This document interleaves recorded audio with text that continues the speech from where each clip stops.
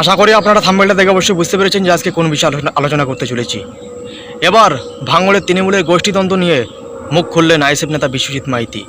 কেন ভাঙড়ে তৃণমূলের গোষ্ঠীদ্বন্দ্ব, আসল রহস্য ফাঁস করে দিলেন আইএসএফ নেতা বিশ্বজিৎ মাইতি।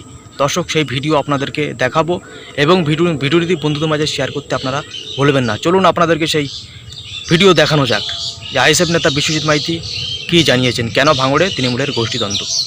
দাদা, এনপি বাংলা ইউটিউব চ্যানেল থেকে বলছিলাম। হ্যাঁ বলুন।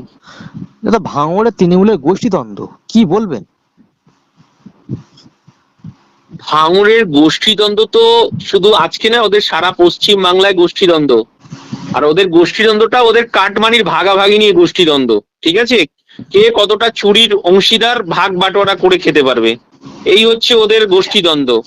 ওরা হচ্ছে জায়গায়, ঠিক আছে, যখন ভোট লুট করতে হবে, কারোর বাড়ি ভাঙচুর করতে হবে, মানুষকে খুন করতে হবে, হসপিটালের সরঞ্জাম লুটপাট করতে হবে, হসপিটালের টাকা লুটপাট করতে হবে, জব কার্ডের টাকা লুটপাট করতে হবে, ঘরের টাকা লুটপাট করতে হবে, তখন ওরা সব এক ছাতার তলায়। আর যখন ভাগ বাটোয়ারা নিয়ে যখন কোনো সমস্যা হবে, তখন ওরা 2 ভাগে 3 ভাগে 4 ভাগে ভাগ হয়ে যাবে। অতএব এটা নতুন কিছু ব্যাপার নয়।